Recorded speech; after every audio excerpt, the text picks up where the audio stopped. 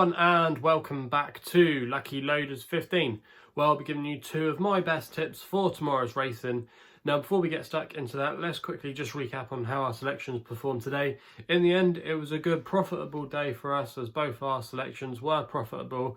First of all, I'll start off with our nap, which was House Island at Ludlow for Sam Twiston Davis, and Paul Webber was quite an easy winner in the end. There were a few scary moments in there with his jumping at times. I thought he wasn't clean at some of his fences, but in the end he got the job done and his quality showed, and I think that's not going to be a bad little race he ran in at Newbury. Kaluki, who won that race on his last start, is going to be running at Newbury later this weekend when we go to the Labrooks Trophy Carnival. So a lot to like about House Island there, and for him boosting the form for Kaluki.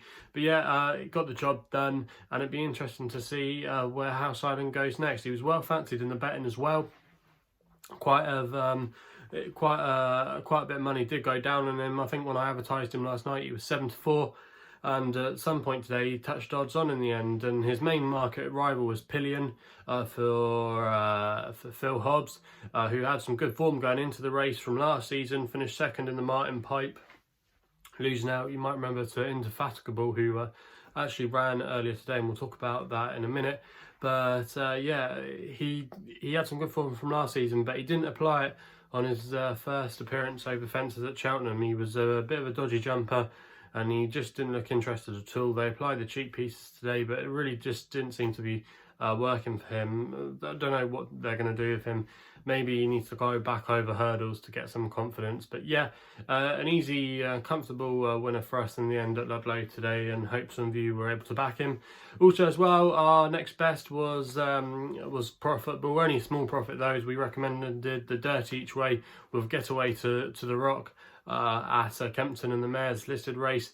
Advertised, like I said, at 11-2, but there was a bit of money around for it. I think it went off around about 4-1 in the end, second favourite. And to be fair, I'm not sure, maybe Harry Skelton maybe should have given Bannockstown Glory that much free rein. You know, maybe he could have gone earlier, and if he had, maybe he might have been able to close down the winner. But to be fair, Dave Bass gave that filly a great ride, Bannockstown Glory, from the front, you know, and used their stamina to good effect. And our selection was the best one coming from the bunch to finish in second place, and did fairly well, you know, but it's just the way the race goes. But I'm not complaining too much, you know, we've got a bit of small profit out of it, finished in second place, and in the end that's what the result was. So not a bad day for us today, and fingers crossed we can take that into our selections tomorrow, where we just got two tomorrow, like I said at the top of this video, and they're actually going to be coming in quick succession. So you probably you won't want to be too far away from the TV when they're going to be running, and they're both going to be on Sky Sports Racing actually working there tomorrow. So early start for me. But going back to my selections then for tomorrow, and the first race of the day, or the first selection we're going for, is going to be running in the 12:46 at Sedgefield. And this is going to be my next best here, and that's Goldfields for Ross Chapman and Laura Morgan. Now this horse you can currently back at 2-1 at the time of recording, and the last time we saw this horse, he was an emphatic winner at Fakenham, bolting up by 18 lengths. And he really did do the job well that day. Probably wasn't much opposition in there to scare him, but still, nonetheless, you know, it was a nice performance from Goldfields. And I think he's going to be able to follow up again tomorrow. And if he replicates that win, he should be good enough to win.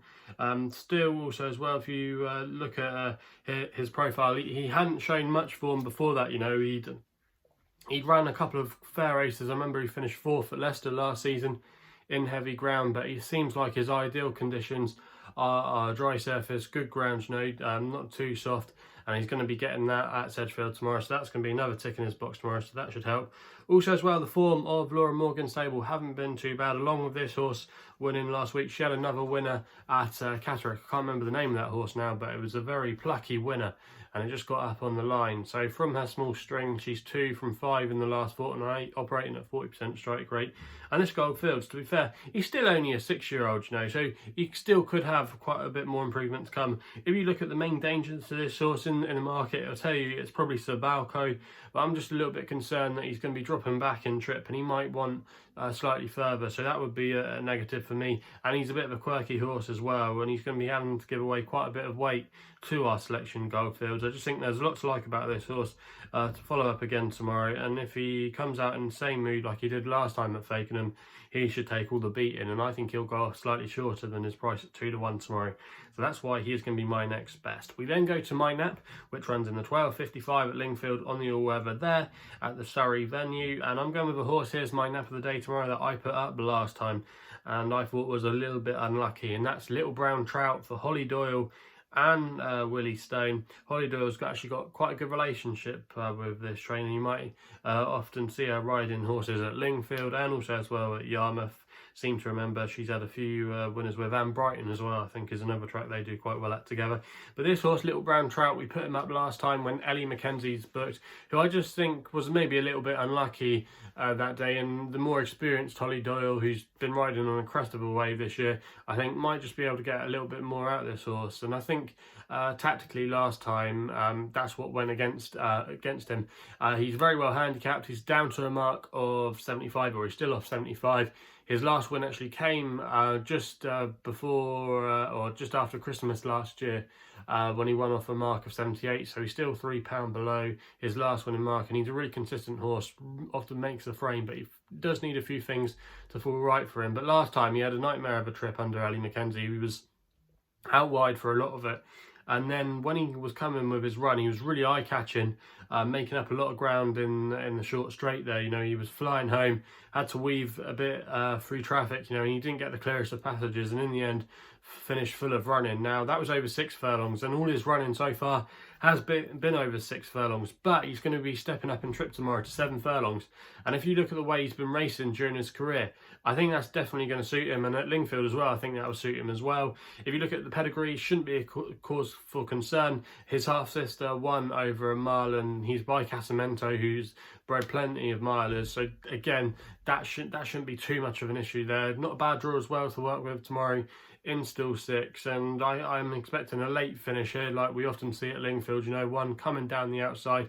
And if Holly Doyle can get this horse into a good position, you know, just maybe tracking the pace, if she can push the button down in the straight, I'm expecting his turn of foot to really come into play here. She knows this horse well as well. She won on him towards the end of last year, so a lot of things to like about that. And also as well, the form isn't too bad either. The winner was New York State of Mind for William Muir. That horse ran a close second the other day behind Lehoux. I think that was on Saturday at the track, you know, so it wasn't a bad little race that. And even though, yes, there are quite a few in here, you might be able to give a little bit of a form claim to, I think Little Brown Trout is ready now, and I just think he can really be effective tomorrow by stepping up in trip. So quite strong on this selection here. You can currently back him at 6-1 at the time of recording, and I'm going to recommend an each way selection now. I expect him to go really close, and if he doesn't win, I expect him to be bang there. So yeah, I think he's a big price tomorrow, and I think he'll well be a slightly shorter price come post time. So yeah, a lot to like about that, and I think Holly Doyle coming back is a massive plus,